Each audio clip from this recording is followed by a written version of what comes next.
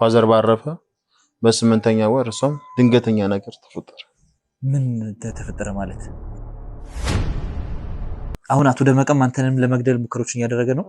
አዎ እሱም ብቻ አይደለም ያንተንም ወንድም ያገተው እሱ ነው። አሁን እንዳለ ፋይሉ ያለው ሉልጋ ነው። በራሴ ድርጅት ቀጥታ ነው በጥበቃ ተጎትቼ ወጣሁት። ስለ አቶ ደመቀም በትክክል ታውቃላችሁ። ስለዚህ ከናንተ አፍ መስማት አለብኝ። አንተስ እንደማክደን በምን እርግጠኛ እንሆናለን? እኔ ያገኘናቸው ሁሉ እንትን እያሉ ነበር። ያገኘናቸው በሳምንቱ ሁሉም እየከዱን እየጠፉ ነበር የነበረው። ሁሌም እንደሚለው ወንድሜ እግዚአብሔር ከኛ ጋር ስለሆነ እናሸንፋለን። ገዛ ወንድሜን አደጋ ውስጥ ጥዬ ነው ይሄንን ነገር እናንተን ለማውራትና ለማግኘት የወሰንኩት። ከምናገኛቸው እግር በእግር እየሄደ ገንዘብ እየሰጣቸው አፋቸውን ያዘጋቸው ነበር። እዚህ ትንሽ ከቆየ በኋላ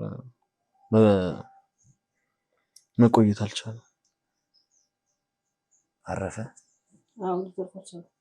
ፊት ለፊት የእናትና የአባትን ፍትህ ሳታስገኝ እንደፈሪ ተደብቀ ቁጭ ብለህ ምንም ማረግ እስካልቻልክ የፕላስቲክ ፋብሪካው ላይ ነው የጥበቆች ኃላፊ የነበረው። የእናንተ ብዙ ሰራተኞች ነው እዛው ፋብሪካ ላይ ነበሩት። እንዴት እንዳለገለባቸው ነው? ሌላ ሰራተኛ ቀይሩ ስሙን ሳየው ምናምን ዋና ስራ አስኪያጅ ነው አቶ ደመቀ ነው የሚለው። እንዴት እንደዚህ ሆነ ምናምን ስል ሙሉ ለሙሉ ተቀየረ። እየሰማሁት ያለው ነገር ትንሽ አስደንጋጭ ነው። ደብዳቤው ምን ይላል? ምንድነው? አሸናፊ ጽፎልን ያለፈው ወይ ግደል ወይ ብሩን መልስ ተባልኩ። ሁለቱንም ማድረግ አልችልም። እግዚአብሔር እንግዲህ እነሱ ገንዘብ ነው የሚፈልጉት። የመጨረሻ ሕክምናዬን ወስጄ ወጥቼ በቃ መሄጃም የለኝም። ግራ ግብት ብሎኝ መድኃኒቴን እንኳን መግዛት አቅቶኝ መንገድ ላይ ቁጭ ባልኩበት ሰዓት ነው አሸናፊን ያገኘሁት። ተረጋጋ ልጅ ተረጋጋ። አምላክ አይጨክንም ያመጣዋል። ሞክሬያለሁኝ። እኔ ከምልህ በሰዓቱ የገባንበት ነገር ከባድ ስለነበር እኔ ምንም የቀረኝ ሱስ የለም። ወንድሜ አሺ እኮራብሃለሁ። ነገ ደግሞ ተገናኝተን ተጨባብጠን አቅፌ እንደምኮራብህና ብዙ ሰዎች እንደተደሰቱብህ ልነግርህ እናፍቃለሁ። ከነሱ ጋር ኢንጆይ ማድረግ ለኔ ትልቅ ሀሴት ነበር በሰዓቱ። ለዛ ሳላቀው ተበላሸው። የሥራ ባልደረቦቼ ሰሞኑን ባጋጠመኝ የስሜት መለዋወጥ እንደተጨነቃችሁ አውቃለሁ ቢለው አሸናፊ እዚህ ደብዳቤ ላይ ሊነግረን የፈለገው ነገር ምንድነው? እንዳስታመሙኝ ነው ማቀውና የሆነ ቀን ብንነስል ከሱስ ዓለም ውጪ መሆኔን ነው ማቀው እና ቁጭ ብዬ ስድን እቅማን ነበር እንዴ አጨሳል ነበር እንዴ ምን አርጌው ነው እንዴት ሆኖ ነው የተወኝ? የግድ እኔ ማንበብ ስላለብኝ ነው እንጂ ተመልካቾቼ ይረብሻል ትንሽ። አባቴ ራሱ የሱን ያህል የሚያዝንልኝም አይመስለኝም በጭራሽ ማለት ነው። በጣም ነው የሚንከባከበኝ፣ በጣም ነው የሚረዳኝ። ወስደውት ነው ታዲያ ይሄን አንድ ነገር አድርገውታል። በቃ ምን እንደሆነ እንኳን አላውቅም። የሆነ ቀን ግን ቁጭ ብሎ እዚህ ወረቀት ሲጽፍ አየሁት። እዚህ ቁጭ ብሎ እኮ ነው የጻፈው። ምን ነው ባየሁት ኑሮ ይሰንቅል። በጣም ነው የምጨነቀው። በጣም ነው ታያለህ። አልመሻል ነጋ ብሎኛል። ምን ውስጥ ሄዶ እንደቀረ ምን ያላቅም። የኢትዮጵያ አምላክ ልጄን ወንድሜ ወደ ቤቱ ያንጣልኝ ብዬ ነው የምጸልየው። እንግዲህ አሸናፊ ይሄንን ሁሉ ዓላማቸውና ስራቸውን ሴራቸውን ያከሸፈ ጀግና ነው። ጭራሽ ምንም ነገር ነው እየነገርከን ካለ ብሌን ደብዳቤ ማቀበለኛለች። የምን ደብዳቤ? አሸናፊ ጻፉን ደብዳቤ አለኝ። እኔ በነግረ ራሱ የኔ አለቃ የገባውበት ገብቶ ነው የሚደፋኝ። ስለዚህ ችግሩ እኮ ምን እንደሆነ ታውቃለህ? ባትናገር ደግሞ እኛ እንደፋለን። እሷማ የጠራችን ጥሩ የፍቅር ጊዜ እንድታሳልፉ ነበር። ከኛ ጋር ደግሞ ብዙ የምናወራው ነገር አለ። ዝም ብላ የምትኖር አይነት ሴት ነኝ። ምንም ነገር ማውቅ አይደለም። ዝም ብሎ የሚኖር ሰው የለም። ዝም ብለሽ እንኳን ብትኖሪ እንዴት ዝም ብለሽ እንደምትኖሪ ትነግሪናለሽ። መግባት እንችላለን። በፍጥነት እንዲመጣ ትነግሪዋለሽ። ያ ሲሆን ነው ራስሽን ከችግር ማዳን የምትችይው። ተረጋጊና ቁጭ በይ። ስለ ቤቱ ሙሉ መረጃ ይዘን የመጣ ነው። ምን አይነት ቤት እንደሆነ፣ ምን አይነት ስራዎችን የምትሰራበት ቤት እንደሆነ ሙሉ መረጃ ይዘን የመጣ ነው። አሸናፊ እዚህ ነበረ። የት ነው ያለው አሁን? እኔ ያላል ቤተሰቦቼን ራሱ ዋሽቼ ነው ያለሁት። ውጪ እንዳለው ነው የሚያውቁ። አለበለዚያ ግን ማለት ነው ሌላ እርምጃ ወስዳለሁ ብትል የሚደርስብህ እርምጃ ከፍ ያለ ነው። ምንድነው የምፈራው? የምትፈሪው ነገር ከሌለ ስለራስሽ መናገር እንደውም እኮ ደስ ብሎሽ ልትናገሪ ነው። ከኛ ጋር ለምንድን ነው የምወጣው? ልቀቀኝ! እዚያው አዋራኝ። እኔ ልቀቀኝ።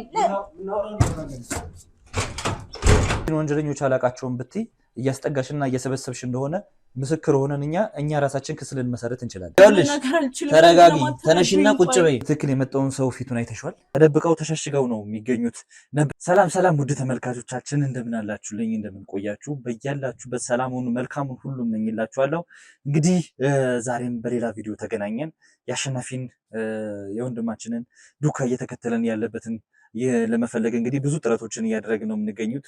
ባለፉት ቪዲዮቻችን እንደተመለከታችሁት ብዙ መረጃዎችን አሰባስበናል። እንግዲህ ጽፎ የተወልነንም ደብዳቤ አንብበናል።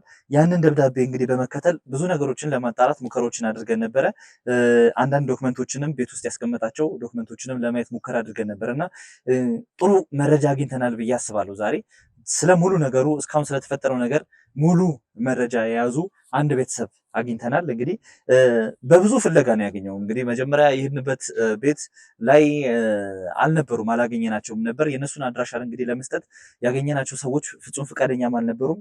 ምክንያቱም ተደብቀው ተሸሽገው ነው የሚገኙት ነበር ነው የተባልነው። እነዛ ሰዎች እየፈለግናቸው ያለነው ሰዎች ለምንድን ነው የተደበቁት? ለምንስ ነው ቤት እየቀያየሩ እየተቀመጡ የሚገኙት የሚለውን ነገር እንግዲህ ኋላ ላይ ከነሱ አፍ የምንሰማው ይሆናል። አግኝተናቸዋል። እንግዲህ አሉበት የተባሉት ግቢ ውስጥ ነው የምንገኘው። ዛሬም ፈቃደኛ እንዲሆኑልኝ ምኞቴ ነው። ምክንያቱም እነሱ ብዙ መረጃዎች እጃቸው ላይ አለ።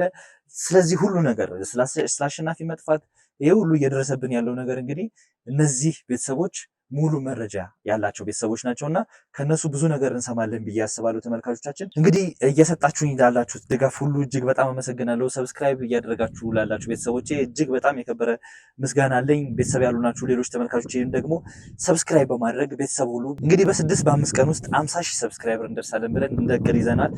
ለዛም ደግሞ እያደረጋችሁ ላላችሁ ድጋፍ እጅግ በጣም እናመሰግናለን። እንግዲህ ሙሉ ቲሙ እየደከመ እየለፋ ነው የሚገኘው። መብረቅም እንደምትመለከቱት በረከት እና ቲሞቹ እነ ሳሚም እየለፉ ነው የሚገኙት። ራሳቸውን እንግዲህ አሳልፈው እየሰጡ ነው ለወንድማችን የሚገኙት። የከበረ ምስጋናዬን በዚህ አጋጣሚ እጅግ በጣም እወዳችኋለሁ ወንድሞቼ፣ ከጎኔ ስላላችሁ፣ ለእውነት ስለምትቆሙ ሁሌም እኮራባችኋለሁ። እጅግ በጣም አመሰግናለሁ። መብረቅንም እንግዲህ ሰብስክራይብ ያላደረጋችሁ ቤተሰቦች እየሄዳችሁ ሰብስክራይብ በማድረግ ድጋፋችሁን እንድትሰጧቸው እንግዲህ በዚሁ አጋጣሚ እማጸናችኋለሁ፣ ጠይቃችኋለሁ። ይህንን ቻናል ደግሞ ቤተሰብ ያሉ ናችሁ ሰብስክራይብ በማድረግ ቤተሰብ ሁኑ። እንግዲህ ይሄን ቪዲዮ እንደደረሳችሁ ደግሞ ላይክ በማድረግ ቪዲዮውን ጀምሩ። ኮሜንት ላይ ደግሞ ሀሳብ አስተያየታችሁን አስቀምጡልኝ። የእናንተ ሀሳብና አስተያየት ነው ሁሌም እንደምለው ድጋፍ እየሆነን ያለው እያበረታን ያለው የእናንተ ኮሜንት ነው፣ የእናንተ ሀሳብ ነውና ሁሌም ከጎኔ ስላላችሁ እጅግ በጣም አመሰግናለሁ። ሁሌም እንደሚለው ወንድሜ እግዚአብሔር ከኛ ጋር ስለሆነ እናሸንፋለን። እግዚአብሔር ከኛ ጋር ነው እና ስለምትሰጡን ድጋፍ ሁሉ እጅግ በጣም እናመሰግናለን። እስቲ ገብተን ምንድን ነው የሚነግሩን ነገር? እነዚህ ሰዎች ጋር ትልቅ የተደበቀ መረጃ አለ ብለውናል። ስለዚህ ሁሉ ነገር ምክንያቱ ይሄ ቤተሰብ ነው ብለውናል እና ምንድን ነው ይሄ ቤተሰብ ማን ነው የሚለውን ነገር አብረን የምንከታተል ይሆናል። አብራችሁን እስከ መጨረሻው ቆዩ። እንግባ። እንግዲህ ተመልካቾቻችን በነገርኳችሁ መሰረት ይህን ለዚህ ሁሉ ችግር ለዚህ ሁሉ ስቃይ የዳረገንን ጉዳይ የሚያሳውቁንን ሰዎች አግኝቻቸዋለሁ። ከብዙ ፍለጋ በኋላ ነው ያገኘኋቸው። በእርግጥ አሁንም ፈቃደኛ አልሆኑልኝም እኔን ለማናገር እና ለማውራት፣ ግን መፍትሄው ያለው እናንተ ጋር ነው። አሁንም ቢሆን ካሜራ ያለ እናንተ ፈቃድ አስቀምጬ እያወራኋችሁ ያለሁት የግድ መናገር ስላለባችሁ ነው። ምንም ነገር ሊፈጠር አይችልም። በእኔ ይሁንባችሁ። አይኖ ምን አይነት አደጋ ውስጥ እንዳላችሁ እረዳለሁ። ግን እኔም የገዛ ወንድሜን አደጋ ውስጥ ጥዬ ነው ይሄንን ነገር እናንተን ለማውራትና ለማግኘት የወሰንኩት። መፍትሄው እናንተ ጋር ስላለ ነውና እባካችሁ ፈቃደኛ ሁኑልኝና ያለውን ነገር ንገሩኝ። እኛ ራሱ እንዴት እንዳገኘን ራሱ ግራ ገብቶ ነው። ማንም አያውቅም እዚህ እንዳለን። ማን እንደጠቆመ ራሱ አናውቅም። በብዙ ፍለጋ ነው ያገኘኋችሁ። እኛ እየሰራን ያለነውን ስራ አስረድቻለሁ። በእርግጥ ታውቁታላችሁ ከዚህ በፊትም ምን አይነት ስራዎችን እንደምንሰራ። በእርግጥ እኔን በአካል አላገኛችሁኝም፣ ግን ልዑልም በአካል አግኝታችሁት ነበርና የምንሰራውን ስራ ታውቃላችሁ። እኔን ከልዑል ጋር ቪዲዮዎች ላይ ምናምን አይታችሁኛል ይመስለኛል። ካላያችሁኝ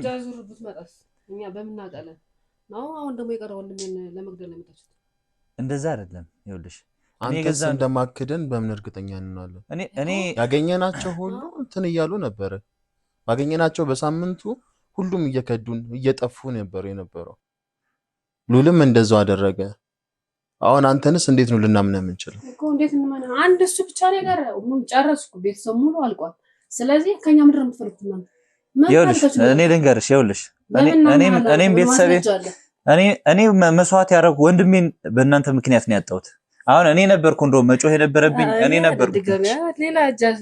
ነበርኩ መጮህ የነበረብኝ። ላይክ እንደውም ፈልጋችሁ እኔን ማግኘት የነበረባችሁ እናንተ ናችሁ።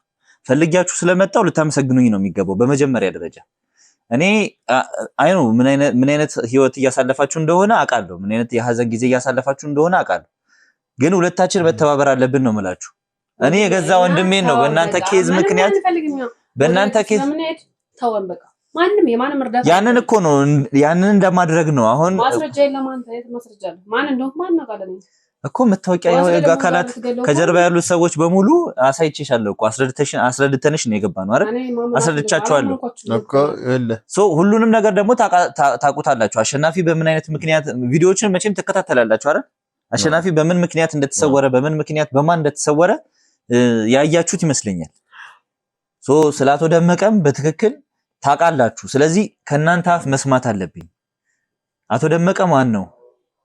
አሸናፊን እንግዲህ ጠለፈው የሚባለው ለዚህ ሁሉ ነገር ተጠያቂ መጨረሻ ላይ በጻፈልን ደብዳቤ ላይ ይሄን ስም ጠቅሶ ነው የተሰወረው፣ ከኛ አይን የተሰወረው። አሸናፊ አሁን በህይወት ይኑር አይኑር ምንም ማቀው ነገር የለም። ከእናንተ ጋር እዚህ ጋር ቁጭ ብዬ ሳወራ አሸናፊ በምን አይነት ሁኔታ ውስጥ በምን አይነት ስቃይ ውስጥ እንዳለ አላውቅም። ያን ስቃይ እየተቀበለ ያለው ግን በእናንተ ኬዝ ምክንያት ነው። አሁንም ልገራችሁ ልትገፉኝ አይገባም። ምክንያቱም ነፍሰ ገዳይ ነው። እኛ እኮ አንተን ነው ልናምንህ ያልቻልነው። እኔ እኮ ነገርኳችሁ የሚመጣው ሰው እኔም ራሴን ስጋት ላይ አድርጌ ነው አሁን እየወሮክ ያለሁት። ለራሴም ለነፍሴ ሰግቼ ነው እዚህ የተደበቁት። ግን ምንም ማድረግ አንችልም። አንተም እንደማትከደን ምን ማረጋገጫ አለን ነው? ይሄው በዚህ ሁሉ ሰው ፊት ልክዳችሁ አልችልም። አንድ ሁለተኛ ደግሞ ካሜራ ቁሜ ነው እያወራችሁ ያለሁት። ይሄ አንድ መረጃ ሊሆናችሁ ይችላል። ሶስተኛ ደግሞ ከልዑል ጋር ነው የምሰራው። በተለያዩ ቪዲዮዎች ላይ አይታችሁኛል። ልዑልን ሄደህ ስታገኘው በአካል አላገኘህ እንጂ ስለዚህ ጉዳይ ልዑልም አጫውቶኛል። ምን አይነት ከባድ ሁኔታ ውስጥ እንደነበርክ ነግሮኛል። ከዚህ በፊት ሰምቻለሁ ስላንተ። አሁን ያለን አማራጭ አንተ መተህ እዚህ ቤት ውስጥ ከመደበቅ በላይ ያለህ አማራጭ ነገሮችን ወጥተህ መጋፈጥ ነው። ቢገሉትስ? ከዚህም በፊት እኮ ያደረጉትን ነገር ሰምተናል እኮ። ግን የኔም ወንድም ለእናንተ ሲል ነው አሳልፎ ራሱን የሰጠው። ያዘዙትን ነገር አላደርግም በማለቱ ነው። ለወንጀላቸው ተባባሪ ያልሆንም በማለቱ ነው ራሱን አሳልፎ የሰጠው። ስለዚህ ወንድሜ በእነሱ እጅ ነው ያለው። አንተ ካልተባበርከኝ በምንም አይነት ሁኔታ ወንድሜን ላገኝ አልችልም። እሺ ወንድሜ ምንድን ነው የምትፈልገው? አቶ ደመቀ ማን ነው? አቶ ደመቀ የቅርብ ቤተሰባችሁ እንደሆነ ደርሼበታለሁ። አቶ ደመቀ ማለት 2-3 ነፍስ ያጠፋ ሰው ገብቷል። አሁን ገባ ምን ነፍሰ ገዳይ። አሁን ደግሞ አንድ እሱ ነው የቀረው። እሱንም ለመግደል ወይ ደግሞ ለማገት የሆነ ነገር ለማድረግ ነው የመጣው። ስለዚህ አንተ ማን እንደሆነ ካናገር፣ ሁለተኛ ደግሞ ከሱ ምንድን ነው የምትፈልገው? አንድ እሱ ነው የቀረኝ። ከሱ ብቻ ሳይሆን እኔ መረጃዎች የምፈልገው ከአንቺም ጭምር ነው። ላይክ አብረሽን ልትቀመጪ ማምናም እንደው ታውቃለህ፣ ነፍሰ ገዳይ ሰው ነው በቃ። ስለዚህ ከመጀመሪያው ጀምሮ በእርግጥ ታሪኩን ልዑል ነግሮኛል። እኔ ከመጀመሪያው ጀምሮ ያለውን ነገር እናውራ እስቲ ለተመልካችም ግልጽ እንዲሆን። ይሄ ነገር በእርግጠኝነት ነው የምነግራችሁ መፍትሄ ይኖረዋል። በእንደዚህ አይነት መልኩ ደግሞ ተደብቃችሁ ፍትህ ልታገኙ እውነት እንድትወጣ ልታደርጉ አትችሉም። ገባህ አይደል? አንተ በምትለው ደግሞ ብንሄድ ህይወቴን አደጋ ላይ ነው የምጥለው። ኦሬዲ አንተ እንደምትለው እኮ እናትህና አባትህን እኮ በዚህ ምክንያት አታል እኮ እንደ ፈሪ ተደብቀህ ፊት ለፊት የእናትህና የአባትህን ፍትህ ሳታስገኝ እንደ ፈሪ ተደብቀህ ቁጭ ብለህ ማረግ እስካልቻልክ ድረስ እኛ ያለንልህ ነው እያልኩ ያለሁት። ተባብረን ይሄ ሰው ማን ነው የሚለውን ነገር እናጣራ። ታሪኩን ንገሩን ከመጀመሪያው ጀምሮ ለተመልካች ግልጽ እንዲሆን ይሄ ያደረገው ነገር በሙሉ አሳውቁን። ከዛ በኋላ መፍትሄ አናጣም። እኔ ወንድሜ የሚገኘው በሱ እጅ ነው። ስለዚህ እናንተ ስለሱ ስትነግሩኝ ነው ወንድሜ ማግኘት የምችለው። አንተም ያጣቸው ብዙ ነገሮች እንዳሉ አውቃለሁ። ቤተሰቦቻችሁን አጣችኋል። ምን አይነት የሀዘን ጊዜ እያሳለፋችሁ እንደሆነ አውቃለሁ። ድርጅቶቻችሁን አጣችኋል። ስለዚህ እዚህ ቁጭ ብለህ አይደለም መፍትሄ ልታገኝ የምትችለው። ወተን መጋፈጥ አለብን። ያንን ታሪክ ደግሞ ስታጫውተኝ እኔም ወንድሜን አገኛለሁ፣ አንተም ፍትህ ታገኛለህ፣ እናንተም ፍትህ ታገኛላችሁ። ስለዚህ የተፈጠረውን ነገር ከመጀመሪያው ጀምሮ አሳውቁኝ። መጀመሪያ ራሳችሁን አስተዋውቁልኝና እህቴ እንዳልተዋጣልሽ አውቃለሁ፣ ግን በእኔ እምነት ይኑርሽ። በሙሉ ቲሙም ይኸው የህግ አካላትም አሉ እየሰሙ ነው የሚገኙት። ከዚህ በኋላ ምንም አይነት ነገር ተደባብቆ የሚያልፍ ነገር የለም። ለእናንተ ነግረን የፈለከው እስቲ ራስን በማስተዋወቅ እንጀምር ከመጀመሪያ። እሺ ማቲያስ አለማየሁ እባላለሁ። እሺ አንቺስ? እኔ ሀና እባላለሁ። እሺ ሀና፣ ምንድነው ግንኙነታችሁ ሁለታችሁ? እኔ ለአለማየሁ እህቱ ነኝ፣ እሱ ደግሞ ወንድሜ ነው። በጣም አሪፍ። እስቲ ይሄ ታሪክ ይሄ ሁሉ ነገር እንግዲህ ተጠራቅሞ እዚህ የደረሰው በአባትህ የተጀመረ ታሪክ ነውና እስቲ ወደኋላ እንመለስና አባትህ እንዴት ነበር? ምን አይነት አስተዳደግ ነው ያደገው? እነዚህ ድርጅቶች ሊያፈራ የቻለው እንዴት ነበር? አባቴ ወይም ጋሽ አለማየሁ በጣም ታታሪ ሰው ነው። ተቀጥሮ ነበረ መጀመሪያ የሚሰራ የነበረው የድርጅት ሹፌር ነውና ከአዲስ አበባ ድሬዳዋ፣ ሞያሌ ምናምን እየሄደ ይመላለሳል እና በዛ ምክንያት ምናምን ብዙ ስራዎች ምናምን ጀማምሮ ነበረ፣ ይሰራም ነበር። ቡና ምናምን እያመጣ አንዳንድ አካባቢዎች የሚያስፈልጉትን ነገር እያመጣ ምናምን ይነግር ነበረ እና በዛሽ በሚያገኛት ነገር ትንሽ ነገር ቆጥቦ እንትን አለ፣ የራሱን መኪና መከራየት ጀመረ። ከዛ እያለ አንዳንድ ቦታዎች ገቢውን እያጠና የሚያስፈልጉትን ነገር ያመጣ ነበር። ንግዶችን ማምጣት ጀመረ። ከክፍለ ሀገር ምናምን እቃዎች ማምጣት ኢምፖርት ማድረግ ጀመረ። በዛ ምናምን ወደ ንግዱ ውስጥ ገባ ማለት ነው። በጣም አሪፍ። አቶ አለማየሁ ታላቅሽ ናቸው ወይስ እንዴት ነው? የቤቱ ስንት ልጆች ናቸው? ቤት ውስጥ አራት። የቤቱ ታላቅ ልጅ ናቸው አለማየሁ። በጣም ወደው ወንድሜ ነው። ስለ ስርዓት ያለው አብረን ያደግነው በፍቅር እናት አባቶቻችን በዲስፕሊን ያሳደግነውና ግን ደግሞ ለፍቶ ጥሩ ነው እዚህ የደረሰው። ስለዚህ ትልቅ ወንድሜ ነው። በጣም ወደው ማክብረው ማለት ትዳሬ ልጆች አባት ያው እነሱም ወደው አሳድጓል ነው። ስለዚህ በጣም መልካም ስብዕና ያለው ወንድሜ ነበር። እንደ ወንድም እንደ ታላቅ ወንድም ደግሞ እንደሰማሁት ከሆነ ሙሉ ቤተሰቡን ያስተዳደር እንደነበረ፣ በተለይ አባታችሁን በጊዜ ስላጣችሁ ሙሉ ቤተሰቡን እንደ አባት ያስተዳደር እንደነበረ፣ በጊዜ ወደ ስራም እንደገባ ሹፍርናውንም በጊዜ እንደጀመረ ሰምቼ ነበርና እንዴት ነበር ወደ ሹፍርና የገባው? ወደ ንግዱስ የገባው እንዴት ነበር? እኛን ለማሳደግ ነው። ህዝቡ ላይ የደረሰው ነው። አንዴ ሞያሌ፣ አንዴ አፋር፣ አንዴ ጋምቤላ እየሄደ ነው ህዝቡ ላይ የደረሰው ነው። እኛን ለማሳደግ ነው። ምክንያቱም ሌላ ትልቅ ወንድም ስለሌለ እሱ ነው ትልቃችን ነው። ሰብስቦ ያሳደገን እሱ ነው እና ደግሞ ተደብሎ ነው ወደ ንግድ አለሙ የገባው። ከዛም ደግሞ ስኬተኛ ሆኗል። በዚህ ደረጃ ደርሷል። እኛንም እዚህ አድርሶናልና እግዚአብሔር ይመስገን። ለዚህ በቃ ነው በሱ ምክንያት። አንቺ እንዴት ነው በህይወትሽ ላይ ምን አይነት ስራ ነበር የምትሰሪው?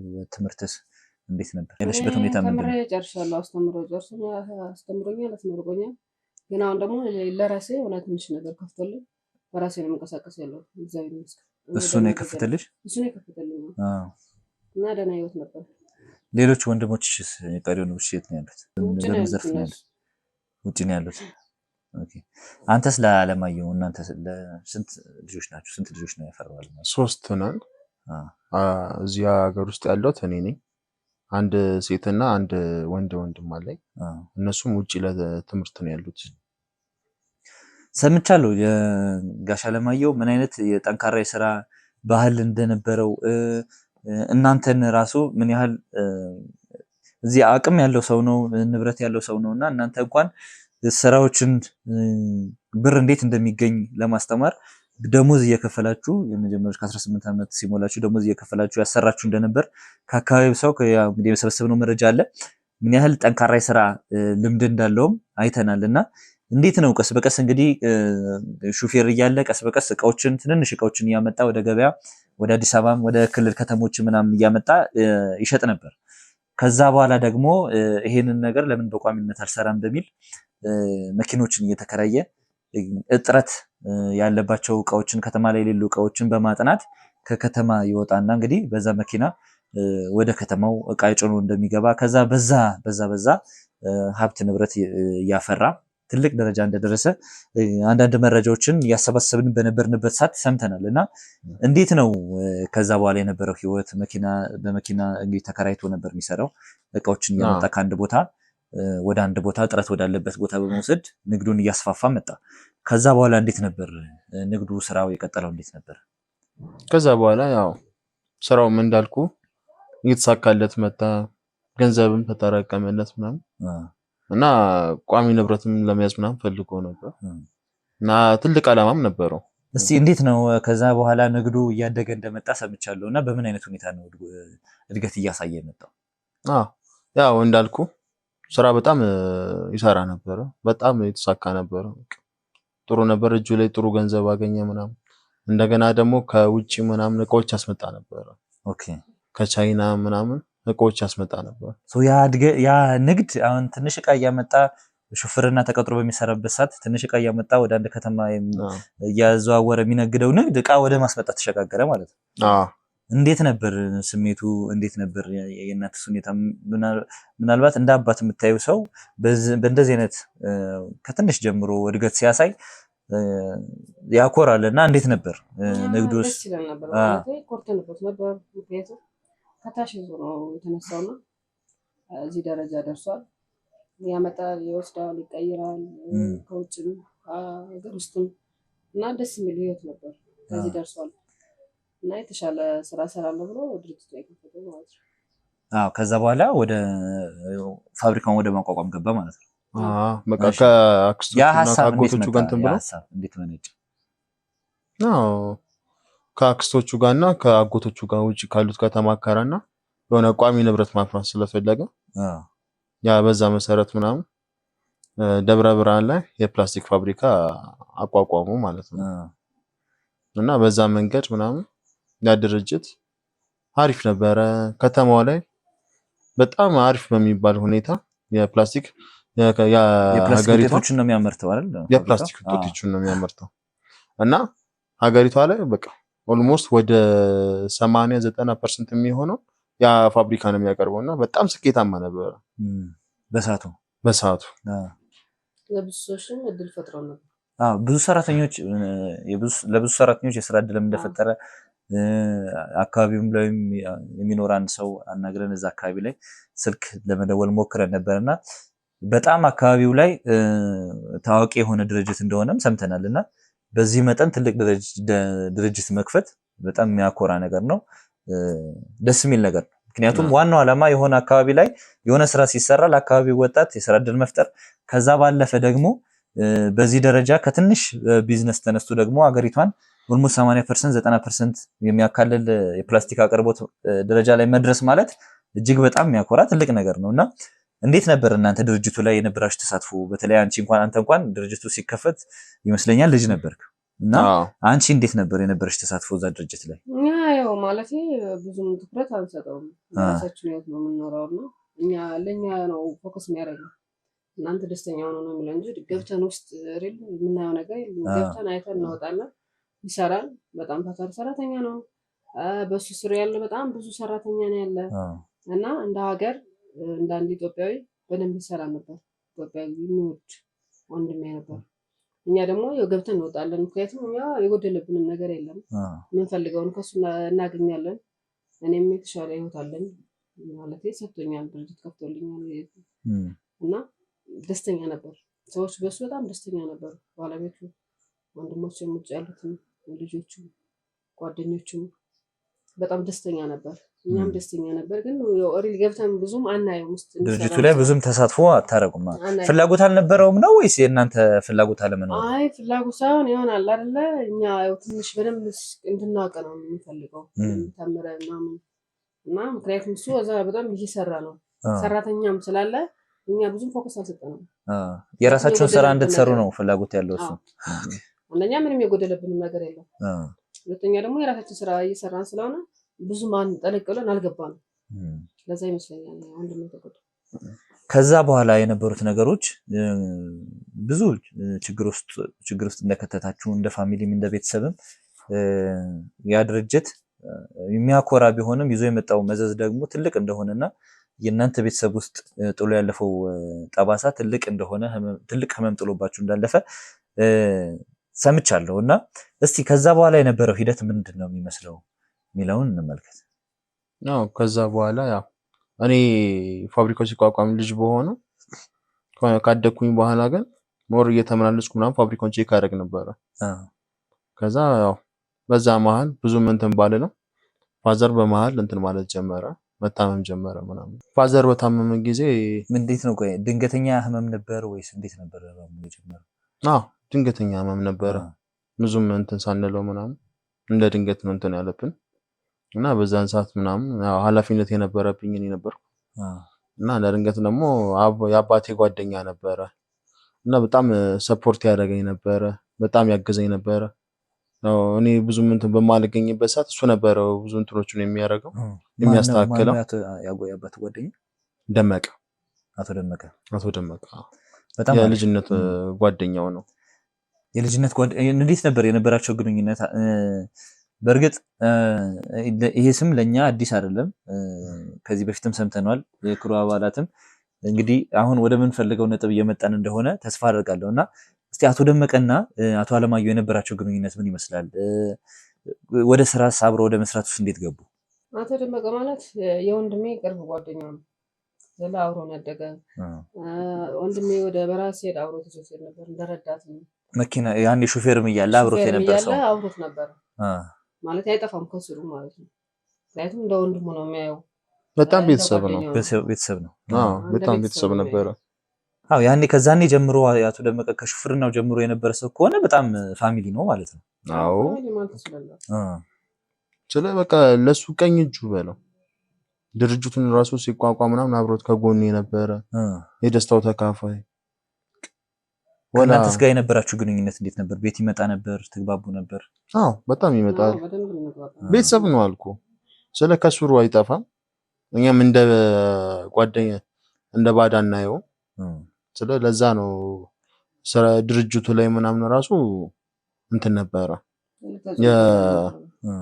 የጥበቆች ኃላፊ ነበረ። ይሄኛው ፋብሪካ ሲከፈት ነው የፕላስቲክ ፋብሪካው ላይ ነው የጥበቆች ኃላፊ ነበረው። ኦኬ። እና እዛ ላይ ራሱ ነበረ። ያው ፋዘር በታመመ ጊዜ ደግሞ በጣም ሰፖርት ሲያደርገኝ ነበር፣ በጣም ሲያግዘኝ ነበር። በጣም እንትን ውስጥ ስትራግል ውስጥ በነበርን ጊዜ፣ በጣም በተቸገረን ጊዜ ምናምን እሱ ነው ከጎናችን የነበረው። ምክንያቱም ያ ወንድሜ ጓደኛ ስለሆነ እንደ አባትም እንደ ጓደኛም ማለት አባታችን የነሱ ወንድሜ የሆነ ነገር እንኳን ቢሆን እሱን ነበር ኃላፊነቱ የምንወስደው ማለት ነው። እንደ አባታችን አሪያ አድርገን ነበር ምንና እምነታችን እስከዛ ነበር ታውቃለህ። ወንድሜ የሚያመነው በጣም ለዛ ነው፣ እሱ ምን የሚያምነው ለዛ ነው። አይ አባቴ ጓደኛ ነው፣ ስለዚህ አባቱ ጓደኛ ነው፣ ምንም ያደርግ አንጠራጥረው። ስለዚህ እምነታችን ያ ነው ያክል ነው ታላ እንደ ቤተሰብ እንደ ፋሚሊ ነው። ምክንያቱም ያ ሁሉ አመት አብሯችሁ የኖረ ሰው እንግዲህ አባታችሁ በገባ በወጣ ቁጥር ስሙ የሚጠራ ሰው ቤት የሚመጣ ሰው ከሆነ ያን ሰው የምትመለከቱት እንዳጎታችሁ እንደ ቅርብ ሰው ነው። ስለዚህ ያው ብታምኑትም አይፈረድባችሁ። ስለዚህ አባትህ በታመመበት ሰዓት አንተም ቼክ ታደርግ ነበር ሄደ። ሌላው ደግሞ አቶ ደመቀም ድርጅቱን ኮንትሮል ወደ ማድረግ ማኔጅ ወደ ማድረግ ገባ ነው። ከዛ እና ያው ፋዘር ትንሽ ታሞ በተኛበት ሰዓት በጣም ባሰበትና እንትን ማለት ጀመረ። ወደ ውጪ ሄዶ እንዲታከም ሲባል ያው እኔም አብሬ መሄድ ስለነበረብኝ ሙሉ ውክልናውን ለአቶ ደመቀ ተሰጠውና ለጓደኛው ማለት ነው። ለጓደኛው እሺ። ከዛም በኋላ እኛ ሄድን። ለደመቀ ነበር እንደ ወንድሙ ነበር። ለምንድን ነው ይበልጥ አሁን ከእህት በላይ የሚቀርብ ሰው የለምና አንተም ደርሰ ነበር ምናልባት ሕክምናውን ለማገዝ እንዳስተማሚ ውጪ ሄድክ እንጂ በቅርበት አንቺ ነበርሽ። ሌሎች ዘመድ አዝማድም ይኖራል እና አብሮ የሚሰራ ለነዛ ሰዎች ውክልናውን መስጠት አይቀልም ነበር? ለምንድን ነው ለደመቀ የሰጠው? ይችል ነበር ግን እኛ ደግሞ ሌላ ስራ አለን የራሳችን። ሞር ደመቀ ደግሞ ድርጅቱ ስለነበረ ያው ማኔጅ ለማድረግ እሱ ይቀላል። በቃ ሁሉን ነገር ድርጅቱን ኮንትሮል ለማድረግ እሱ ይቀርብ ነበር ከሁሉም። ከመጀመሪያው ጀምሮ ሲቋቋም ስለነበረ በዛ አንገል ሁለተኛ ደግሞ ስራውን በደንብ ጠለቅ ብሎ ስለሚያውቀው እቃውም የሚመጣው የሚገባው ወጪ ገቢውን ያውቀዋል በደንብ። እኛ ደግሞ እዛ ላይ ብዙ እንትን የለንም እና አንደኛ ደግሞ እኛ የራሳችን ስራ አለ። ስለዚህ አንደኛ በጣም አምሮታል እንደ ወንድሙ ስለሚያየው ለዛ ነው እንጂ ውክልናው አለው ሲሰጠው እኛ መስጠት ይችል ነበር፣ ግን አምኖታል በጣም። ሁለተኛ ደግሞ እኛ የራሳችን ስራ አለን። ሶስተኛ በደንብ ያውቃል እሱ ስለ ስራው ማለት ነው። ከመጀመሪያው ጀምሮ ስለነበር አቶ ደመቀ ስራውን ያውቀዋል ፋብሪካውን። እንዴት እቃ እንደሚቀበል እንዴት እንደሚወጣ ከሀገር ውስጥም ከውጭም ስለዚህ በደንብ ያውቃል። ሰራተኞችን እንዴት እንደሚይዝ ማድረግ ስለሚችል ለዛ ነው አምኖ የሰጠው ብላዘር ማለት ነው። ከዛ በኋላ ምንድነው የተፈጠረው? አባትህ ታሞ ወደ ውጪ እንዴት ተደረገ? ከዛ በኋላ እንዴት ነው ምንድነው የተፈጠረው? ያው እዛ ህክምና ፋዘር ያው ውጪ ታክሞ እንትን ቢመጣም እዚህ ትንሽ ከቆየ በኋላ መቆየት አልቻለም። አረፈ። ተፈርቻለሁ። በጣም አዝናለሁ። አይዞን። ያው በጣም ይቅርታ ያለፈውን ነገር እንትን ስላልኳችሁ ነፍስ ይማር እላለሁ በዚሁ አጋጣሚ። አይዟችሁ። ያው ያላችሁበት ነገር ይገባኛል፣ ግን የግድ ማውራት ስላለብን ነው እንደዚህ አይነት ስሜቶች ውስጥ እንድትገቡ እያደረኳችሁ ያለሁት። ለዚህም በጣም ይቅርታ ጠይቃለሁ። እንደዚህ አይነት አባት ማጣት ምን ያህል ሊጎዳ እንደሚችል እረዳለሁ። አይደለም ለእናንተ ለነዚህ ሁሉ ሰራተኞች አባት የሆነ ሰው ነበረ። ለዚህ ሁሉ ሰራተኛ የስራ እድል የፈጠረ ሰው ነበረና ከዜሮ ተነስቶ ራሱን የቀየረ ከዛም አልፎ ደግሞ ሀገሩን የጠቀመ ሰው ነው። እንደዚህ አይነት ሰው ማጣት ለእናንተ ቤተሰብ ብቻ ሳይሆን ለሀገሪቱም ጉዳት ነውና አንድ ትልቅ ሰው እንዳጣን ነው እኛም የምንቆጥረው። በዚህም በጣም የጠለቀ ሀዘን ይሰማናልና መጽናናቱን እመኝላችኋለሁ። ያንን ደግሞ ያው ፍሬ አፍርቶ ነው ያለፈው። ያንን ደግሞ ተክተህ አንተ የአባትህን አርአያ ተከትለ ብዙ ነገሮች እንደምትቀይር አምናለሁ። ከዛ በኋላ የነበሩ ነገሮችን እንጫወትና እስቲ ምንድነው የተፈጠረው? ከዛ በኋላ አባትህ ካረፉ በኋላ የነበረው ነገር ምንድነው? እንዳልኩ ፋዘር ካረፈ በኋላ ለ3 ወር ምናምን ጊዜ እኔም ከቤት አልወጣሁም ነበረ። ነው ድርጅቱም አቶ ደመቀ ነበር ሲያስተዳድረው የነበረው። ማዘርም በዛ በጣም በሀዘን ተጎድታ ነበር። ያ ትናንሽ ወንድሞችም እንዳልኩ እዛው ትምህርት ላይ ነበሩ፣ መምጣት አልቻሉም ነበር። ግን ያንን ከ3 ወር በኋላ ወደ ድርጅቱ ሄጄ ቼክ ሳደርግ ሰራተኞቹ ማቃቸው አይደሉም። የእናንተ ድርጅት ሰራተኞች ነው? እዛው ፋብሪካ ላይ ነበሩት? እንዴት እንዳለገለባቸዋለሁ። ሌላ ሰራተኛ ቀይ አቶ ደመቀ? አቶ ደመቀ እሺ። እንዳለ ሰራተኞቹን ከጥበቃ ጀምሮ እስከ ውስጥ እስከ አምራቾቹ ምናምን እንዳለ ያሉትን ቀይሯቸዋል። ጻፊዋ ራሱ ተቀይራለች። እሺ። በቃ ስሙም ራሱ ተጽፏል። ይሄ የሆነው ታዲያ በ3 ወር ውስጥ ነው? አባት ባረፈ በ3 ወር ውስጥ ነው? በ3 ወር ውስጥ ነው። ምክንያቱም እየቀደ ነበር፣ የጠነሰሰ ነበር። ከመጀመሪያው ሲታመም ጀምሮ ያስመሰለ ነበር ታውቃለህ። ይሄ በጣም የሚገርም ነገር ነው። ስለዚህ የወንድሜን እንትን አንስቶ እሱም ጽፎበታል ራሱ በትልቁ የራሱን ስም ስላስካጅ ብሎ ወንድሜ ገና 3 ወር ሳይሞላው እሱን አንስቶ ጽፎ አስቀምጧል ማለት ነው። ሄደህ ስታይ ይህን ነው የተመለከታችሁት? ሄጄ አሁን ቢሮ ልገባ ስል ምናምን ጻፊዋ እንታስገባኝ አልቻለችም። እንደ ድንገት ደግሞ ኦፊሱ ደግሞ ከጻፊዋ ጋር ሆኖ ኦፕን ስለሆነ ይታያል። እሺ። ስሙን ሳየው ምናምን ዋና ስራ አስኪያጅ አቶ ደመቀ ነው የሚለው። እንዴት እንደዚህ ሆነ ምናምን ስል ሙሉ ለሙሉ ተቀይሯል። እየሰማሁት ያለው ነገር ትንሽ አስደንጋጭ ነው። ምክንያቱም በአባታችሁ እረፍት ሞት ማግስት እንደዚህ አይነት ነገር መስማት ትንሽ የሚያስደነግጥ ነውና እንግዲህ ቢሮ አልፌ ስገባ ስራ አስኪያጅ ብሎ የጓደኛው ስም ነው አቶ ደመቀ ስም ነው የተጻፈው ያየሁት ብለኸኛልና ከዛ በኋላ ምን ለማድረግ ነው ሙከራዎችን ያደረገው? ነገርኩ ስለ ከላይ እስከታች ያሉት እንዳለ ቀይሯችሁ ስላል ጥበቃው ማነህ ነው ያለኝ ገና ስገባ። ከዛም በኋላ አንተ ወደ መቃለው የሆነን ሰው እሱ አለ ምናምን እሱ ፈልጌ ነው እና ብዬ ገባው። ስገባ እንዳለ ተቀይሯል። አንዳንድ ማቃቸው ብቻ ሰራተኞች ነው ያሉት። ከዛም በኋላ ኦኬ እስቲ እሱን ላወራው ምናምን ብዬ ወደ ኦፊስ ሄድኩኝ። ሲሄድ ጻፊያ ተቀይራለች። አቶ ደመቀም ዋና ስራ አስኪያጅ ነው የሚለው። ከዛም በኋላ እንዴት እንደዚህ ይሆናል ምናምን ብዬ ጻፊዋን ሳናገራት እኔ አላቀልም እሳቸው ማናገር ከቻልክ ቀጠሮ ይሰጣል እሱን ታወራዋለን ያለች። ጭራሽ በራሳችሁ በገዛ ድርጅታችሁ ቀጠሮ ማለት ነው? ቀጠሮ ከዛም በኋላ አይሆንም ብዬ ጮሄ አብጄ እንትን ስል ጭራሽ በጥበቃ አስጉትተው ነው ያስወጡኝ። ከዛ ድርጅት በጥበቃ ነው የወጣው? ከራሳችን ድርጅት በጥበቃ ተጎትቼ ነው የወጣሁት። ምንም እዛ ድርጅት ላይ አንተን የሚያውቁ ሰራተኞች አልነበሩም? እንደዛ ሲሆን ዝም ብለው አዩ? እንዴት ነው ነገሩ? ቆይ አዩ ግን ምንም እንትን የሚሉ ነገር የለም። በቃ በራሴ ድርጅት ቀጥታ ነው በጥበቃ ተጎትቼ የወጣሁት። የትማ መምሪያ ሰጥቷቸዋል። ሰጡት። ማንም አልፈልግም ብሎ እሱ ነው ድርጅቱ አስተዳዳሪ ባለቤቱ ሁሉን ቀይሮታል። ራሱ ነው ይታላ። ስለዚህ ወንድም ቤት ከላይ እስከታች ያሉት ሙሉ ሰራተኛው ተቀይሮ ሙሉ ሰራተኛው በቃ የምናውቃቸው አንድ ሁለት ነበሩ። እነሱን ሊያዋሩን አልቻሉ። ይሄ በጣም የሚገርም ነው። እንደ ድንገት ከዛ ገውስተው ካስወጡኝ በኋላ ጠብቂ ማታ ላይ ልክ ከስራ ሲወጡ ሳናገራቸው ሁሉ ነገር ተቀይሯል አሉ። ሁሉ ነገር ተቀይሯል ማለት ምን ማለት ነው? ስለ መስመር እንደለቀቀ አቶ ደመቀ ሙሉ ነገር እንደተቆጣጠረው እሱ ድርጅቱ በሱ ስር እንደሆነ ምናምን በሱ ስር ማለት ድርጅቱ በሱ ስም ነው ማለት ነው። በቃ ወደ እሱ ስም እንዳለ ቀይሮታል። ስሙንም አዝሮታል ነው።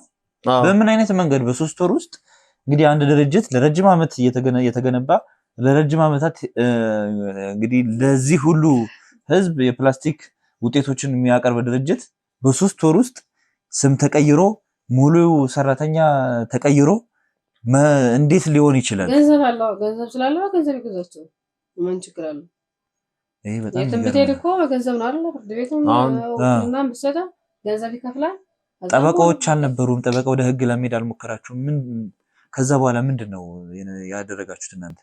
ነገሩ ምን ያህል ከባድ ሊሆን እንደሚችል እረዳለሁና ከዛ በኋላ ይሄ ሁሉ ነገር ከተፈጠረ በኋላ ይሄ ሁሉ ነገር እንደተፈጠረ ካወቃችሁ በኋላ የወሰዳችሁት እርምጃ ምንድነው? ነው እንደዛ ካረግን በኋላ የድርጅቱን ጠበቆች ምናምን ለማናገር ሞክረን ነበረ። እዛው የቀድሞ ጠበቃዎች ማለት ነው። የቀድሞ ጠበቃዎች። እሺ። ከዛም በኋላ ልክ እነሱን ስንናገራቸው በቃ ችግር የለውም በአንድ ሳምንት ውስጥ ምናምን መፍትሄ እንሰጣቸዋለን ምናምን ያሉኝ ነበር። እሺ።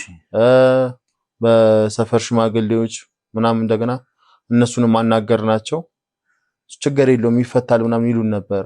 እሱ ግን ቀድሞ ብር ይከፍላቸዋል። እናንተ እያገኛችኋቸው ላሉት ሰዎች ከናገኛቸው እግር በእግር እየሄደ ገንዘብ እየሰጣቸው አፋቸውን ያዘጋቸው ነበር። እነዛ ፈቃደኛ የነበሩት ሰዎች ፊታቸውን አዞሩባችሁ ነው ወይ ምንም መፍትሄ ሊሰጧችሁ አልቻሉም? በቃ ምንም መፍትሄ ሊሰጡን አልቻሉም። ሄደን ፖሊስ ጣቢያ ብናመለክት ክሱን እንትን ውድቅ ያደርጉብናል።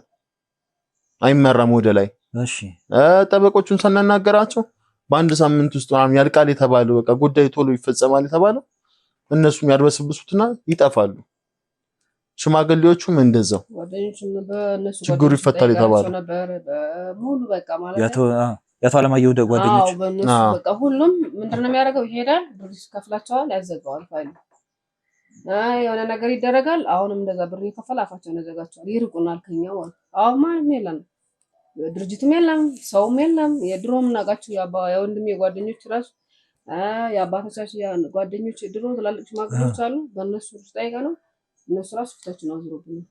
ስለዚህ አሁን አማራጭ የለንም። ገብቷላ። እሱም ይኸው የመጣው እንዳይገሉት ብዬ ነው ወደዚህ ይዤው መጣሁ።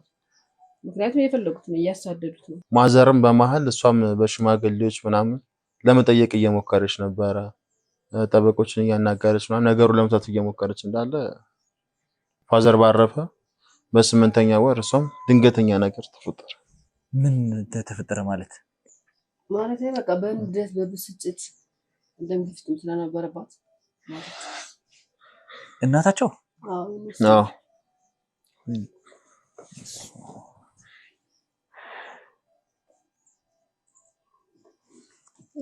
ምን አይነት ነገር ነው? እግዚአብሔር የቀን ጎዶሎ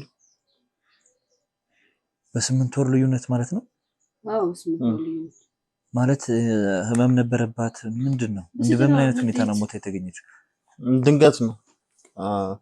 እኔ ጉድ እያልኩኝ ነበረ። ያው ያለውን ነገር ለማስፈጸም ምናምን ሩጫ ላይ ነበርኩ። ከዛ እንደ ድንገት ቤት ነው አርፋ የተገኘችው እኮ። ሞቷ ተጣርቷል፣ ምርመራ ተደርጎበታል። ምናልባት ካለው ነገር ጋር የተያያዘ ከሆነ ምርመራዎች ተደርገዋል። እኔ ተጠረጠረው ያለው ድንገተኛ ነው የተባለው። ድንገተኛ ከየት ማስከረም ተመርምሮ ነበር ግን ምንም ማስረጃ የለም። እናንተ መረጃው አልደረሳችሁም ነው? አልደረሰንም። በምን ምክንያት እንደሞተች ምርመራ ተደርጓል ግን መረጃውን እናገኘው ነው። ምክንያቱም ቀድሞ ከፍሏል አይደል? ሊያደርግ ይችላል። ምክንያቱም ያደርገዋል ይችላል ሳይሆን እርግጠኛ ነኝ ያደርገዋል። ወንድሜንም የገደለው እሱ ነው። እሷንም የገደላት እሱ ነው። ስለዚህ ለዚህ ሰው ምንድነው ምራት ነው ወይስ ሁሉም ጉም ሽማግሌውም በሱ ቁጥጥር ስር ነው? አንድ ደግሞ እሱ ብቻ ነው የቀረው። እሱን ሊገለው ያሳደደ ነው። እኛ ምን ማድረግ አለብን? እና ሰው እንዴት ነው እውነት ምንም በዚህ መጠን ሀዘን ላይ እንደሆናችሁ ሰምቻለሁና በዚህ መጠን ግን ነገሮች እንደተደራረቡ ግልጽ የሆነ መረጃ አልነበረኝም። ስለተፈጠረው ነገር ሁሉ አዝናለሁ። በጣም ነው ማዝነው ስለተፈጠረው። እኔም ሸሽቼ ወደዚህ የመጣሁት ለዛ ነው። አሁን እዚህ አንተ ያለኸው እንግዲህ እሷ ጋር ነው ያገኘውና ከዚህም በፊትም ሌላ ቤት ውስጥ እንደነበራችሁ አውቃለሁና ወደዚህ ቤት ቀይራችሁ ስትመጡም አንቺ የነበርሽበት ቤት እዚህ እንዳልሆነ አውቃለሁ። ከዚህ በፊት አጣርቼ ነበር። መጀመሪያ እዛ ነበር የሄድነውና እዚህ እንዳልሆንሽና በመከራ ነው መረጃዎች የሰጡንና ማን እንደሆነ አሳይተን የህግ አካላትም መታወቂያ አሳይተው ምናምን ነው አንቺን ልናገኝ የቻልነውና አንተ እዚህ ለምንድን ነው የተደበቅከው ታዲያ? ለምንድን ነው እዚህ ሊገልት ነው ያሰደኝ? አሁን አቶ ደመቀም አንተንም ለመግደል ሙከሮችን እያደረገ ነው። አዎ እሱም ብቻ አይደለም ያንተንም ወንድም ያገተው እሱ ነው። ተረዳህ? ከልዑል ጋር እናቴ በድንገተኛ ቤት እንትን ብላ ተገኘች፣ አርፋ ተገኘች። እንደገና ያንተ ወንድም ደግሞ ጠፋ በመሃል። እንዴት ለህይወት ያልሰጋም? ከልዑል ጋር በምን አይነት ሁኔታ ነበር የተገናኛችሁት? ያንን ስለ ድርጅቱ ምናምን በጣም በመኳተነበት ሰዓት በሰው ቢሆን እንዲሁም ሰው ጠቁሞኝ እንትን አልኩኝ። ልዑልን አገኘሁት። እሺ ከዛ ከልዑል ጋር ምናምን አወራችሁ፣ ተገናኝታችሁ እንዳወራችሁ ነግሮኝ ነበር። አዎ ቪዲዮዎችንም እንዲሁ ሰነዶችንም እያገላበጠን ነበር። ስለ ድርጅቱ ያሉ ዶክመንቶች እሺ። እና አንድና አንድ ላምነው የቻልኩት እሱን ብቻ ነበር። አይ ወሰኝ ዶክመንት እና ፋይል ስለነበር ስላመነው እሱ አሳልፎ ሰጠው ልጅ ለልዑል የሰጠኸው ፋይል እና እንግዲህ ሙሉ የድርጅቱን ዶክመንት ለልዑል ሰጥተዋል። አሁን እንዳለ ፋይሉ ያለው ልዑል ጋር ነው። ስለዚህ የድርጅቱ ሙሉ ዶክመንት ያለው ቪዲዮዎቹም ሰነዶቹም እንዳለ ያሉት ልዑል ጋር ሰጥቼዋለሁ። ስለዚህ አሁን ነገሮች በሙሉ ግልጽ ሆነውልናል ተመልካቾቻችን። ልዑል ቀደም ብሎ ስለዚህ ጉዳይ አጫውቶኝ ነበር። አንዳንድ ነገሮችን እናያለን። ስለ ኦሪጂናል ስለመሆናቸው ቼክ እናደርጋለን ዶክመንቶችን እና የሚመጡ ጥቆሞችን ምናምን እናያለን እና የነሱንም ጉዳይ አይቼው ነበር፣ አብረን አውርተንበት ነበር እና እሱንም በእርግጥ በአካል አላገኘሁትም ነበር። ልዑል ካገኘው በኋላ ስለዚህ ጉዳይ አውርተናል እና አሁን ነገሮች ግልጽ እየሆኑ ነው። አሁን የኔ ወንድም በምን አይነት ሁኔታ እንደታገተ፣ ለምን እንደታገተ ነገሮች በሙሉ አሸናፊ ለምን እንደጠፋ ነገሮች በሙሉ ግልጽ እየሆኑ ነው ማለት ነው ተመልካቾቻችን። እንግዲህ ልዑል ጋር ያለውን ዶክመንትና ፋይል ለማስመለስ የግድ አሸናፊን መጠቀም ነበረባቸው። አሸናፊ ደግሞ ልዑልን እንዲገልላቸው ብር እስከ መክፈል ድረስ እስከ ማስገደድ ድረስ በሚስቱ እስከ መጠቀም ድረስ ደረሱ። አሸናፊ ግን ለእውነት የቆመ ለእውነት ለመሞት ዝግጁ የሆነ ሰው ስለሆነ ያንን ነገር ለማድረግ ፍጹም ፈቃደኛ አልሆነም። ስለዚህ የነበራቸው አማራጭ እሱን ማገት ነበር። እሱን አግተው ፋይሉን እንደማያስመልሱ ያውቁታል። ግን ኦሬዲ ብር ከፍለዋል፣ ሚስትየው አካውንት ላይ ገብቷል። ስለዚህ አግተው ምን ሊያደርጉ እንዳሰቡ አላውቅም። እንግዲህ እስካሁን የመደራደሪያ ምንም አይነት እንትን አላቀረቡልንም። ወይ ፋይሉን መልሱ ወይ የሆነ ነገርም አላሉንም። እንግዲህ አሸናፊን በምን አይነት ሁኔታ አግተውት እንደሚገኙ ምንም የምናውቀው ነገር የለም። እነሱ ጋር እንደሆነ ነው አሁን ሙሉ በሙሉ እነሱ ጋር እንደሆነ አውቀናል። ግን ምንም አይነት የመደራደሪያ ሐሳብ አላቀረቡልንም እነሱ። ተመልካቾቻችን እንግዲህ ለምን አሸናፊ እንደጠለፉት ትረዱኛላችሁ ብዬ አስባለሁ። እንግዲህ የኔ ወንድም ነው አሸናፊ። እንግዲህ አንተ የሰጠኸው ፋይል የሰጠኸው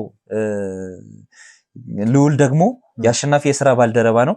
እንግዲህ ያንን ፋይል ለመቀማት ልዑልን ቀጥታ ማግኘት ስላልቻሉ ነው የኔን ወንድም ባስገዳጅ ሁኔታ ልዑልን እንዲገድል እያስገድዱት የነበረው። እንግዲህ እናንተ ብቻ ሳትሆኑ በዚህ ጉዳይ እየተጠቃችሁ ያላችሁት የኔም ቤተሰብ የኛም ክሩ ነው እየተጠቃ ያለው። በዚህ ጉዳይ ብዙ መረጃዎችን እናሰባስባለን። አሁን ያላችሁበት ሁኔታ ለእናንተም ደህንነት ተደበቀን ቁጭ ብለናል ብላችሁ ታስባላችሁ እንጂ ለእናንተም ደህንነት ጥሩ የሆነ ቦታ አይደለም ያላችሁ። እኛም እናዘጋጅላችሁ ቦታ አለ፣ ሁለታችሁም እኛም እናዘጋጅላችሁ ቦታ አለ። ጥበቃ ይደረግላችኋል። እኛ ጋር ትቆያላችሁ ለጥቂት ጊዜ።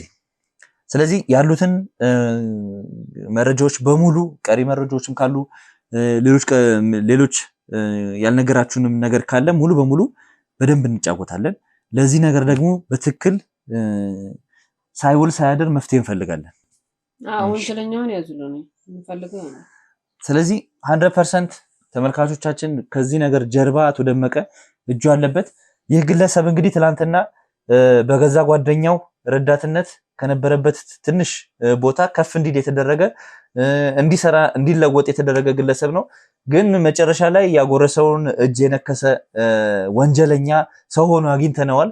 ሙሉ በሙሉ መረጃዎችን ከዚህ በላይ መረጃ ማግኘት እውነት ለመናገር ከባድ ነው። በቃ ይሄ ግልጽ የሆነ መረጃ ነው። አንድ ድርጅት በሰው በጓደኛው ድርጅት ስም የነበረን ድርጅት ሙሉ በሙሉ አዙሮ ለራስ ጥቅም ማዋል ማለት አገር እየጠቀመን ወጣቱን ስራ እያሰራ የነበረን ድርጅት ሙሉ በሙሉ ስም አዙሮ የሱን መሞት ተከትሎ ስም ማዙር ማለት ከጀርባም የተባበሩት ሰዎች አሉ። በእንደዚህ አይነት መልኩ የድርጅት ስም ሊዞር እንደማይችል እናውቃለን። ከጀርባም የተባበሩት ሰዎች አሉ። እሱንም ደግሞ ለህግ አቅርበን እንግዲህ ፍርድ እንዲያገኝ የምናደርገው ይሆናል። ተመልካቾቻችን አብራችሁን ስለቆያችሁ የነበረውን ነገር ፈቃደኛ ሆናችሁ ስላጫወታችሁኝ እጅግ በጣም አመሰግናለሁ። ከዚህ በኋላ ደግሞ ሀዘናችሁም የሚያበቃበት ቀን እንዲመጣ ያጣችሁት ሁሉ የሚመለስበት ቀን እንደሚመጣ ቃል እገባላችኋለሁ። ከዚህ በኋላ አንተኛም። እውነት ለመናገር ያላችሁበት ሁኔታ እጅግ በጣም የሚያሳዝን ነው። የደረሰባችሁ ነገር እጅግ በጣም የሚያሳዝን ነው። ለእናንተ መፍትሄ ለመፈለግ እንግዲህ ቀን ተሌት እንደምንሰራ ቃል እገባላችኋለሁ። አብራችሁን ስለነበራችሁ በጣም አመሰግናለሁ። እኛም እናመሰግናለን። እውነቱ እንዲወጣ አንተም ስለምትረዳን እንደዚህ ስለተባበርከን በጣም እናመሰግናለን። እኔም እውነቱ ወጥቶ ሀቃችንን ብቻ ነው የምንፈልገው። የወንድምህም ካለበት ወጥቶ በሰላም እንድትገናኙ ወይም እንድትሉ ፈልጋለሁ። እግዚአብሔር ያውቃል። ወንድምህ ከዚህ ችግር ወጥቶ ከዛ እርኩስ ሰው እንድንገላገል ፈልጋለሁ። ፈጣሪ ይርዳ። አሜን አሜን አሜን። ይሄ ደመቀ የሚባለው ሰው በጣም መጥፎ አረመኔ ጨካኝ ሰው ነው። አሁን የተረዳለ ነው። እንደዛ ነው ይሄ በጣም ከባድ ሰው ነው። በጣም እጅ ያለው እጁ ረጅም የሆነ ሰው ነው። በጣም ኃይለኛ ነው። እንዳለ መንገዳችን ሲዘጋ የነበረው እሱ ነው። እንደምንም ብለው ወንድም ነው። ለወንድምህም እንደኔ ወንድም እንዳታጣ ፈጣሪ ይርዳ። እግዚአብሔር ያውቃል። አመሰግናለሁ። ባለው ሁሉ ፈጣሪ ይከተለ። በጣም አመሰግናለሁ ስለሰጣችሁኝ ሐሳብም ስለሰጣችሁኝ መረጃም እጅግ በጣም አመሰግናለሁ። እንግዲህ አቶ ደመቀ ተመልካቾቻችን ከዚህ በላይ በሱ ምክንያት አንዲትም ነፍስ እንዳትጎዳ ማንም እንዳይጎዳ ከዚህ በላይ አንድም እርምጃ ሰው ለመጉዳት ሰው ለማጥፋት እንዳይሄድ የተቻለን ሁሉ እናደርጋለን። ይህን ያህል ጊዜ በራሱ ነገሮች ተሸፋፍነው መቆየታቸው እጅግ በጣም የሚያሳዝን ነው። በዚህ መጠን ሰው እየጎዳ በዚህ መጠን ሰው እየበደለ ማንም ሰው መቆም የለበትም። ሕግ ያለበት አገር ነው። ሰዎች በነፃነት ውሎ የሚገቡበት ሀገር ነው። ግን እዚህ ጋር ተበድለው የገዛ ንብረታቸው ተወስዶ አባት እና እናቱን አጥቶ እንግዲህ ተደብቆ ነው የሚገኘውና ይሄ ነገር እንዲያበቃ የተቻለን ሁሉ እናደርጋለን። ተመልካቾቻችን ወንድሜም እንግዲህ በዚህ ሰው ምክንያት በዚህ ኬዝ ምክንያት መጠለፉን ደርሰንበታል። ተመልካቾቻችን እያደረጋችሁልን እንዳለው ድጋፍ ሁሉ እጅግ በጣም እናመሰግናለን። ቻናሉን ሰብስክራይብ ያደረጋችሁ ነው። እንግዲህ ሁለተኛው ቲምም መብረቅም የተቻለውን ሁሉ እያደረገ ነው የሚገኘው። ተመልካቾቻችን መረጃዎችን ለማሰባሰብ አሸናፊ ላይ እንግዲህ ለመድረስ የተቻለንን ሁሉ ነው እያደረግን የምንገኘው። እናንተም ቪዲዮ በለቀቅን ቁጥር ላይክ እያደረጋችሁ ነው የምትገኙት፣ ሼር እያደረጋችሁ ነው የምትገኙት። ሀሳብ ደግሞ ኮሜንት ያላችሁን ሀሳብ ኮሜንት ላይ እየጻፋችሁልን ነው የምትገኙት።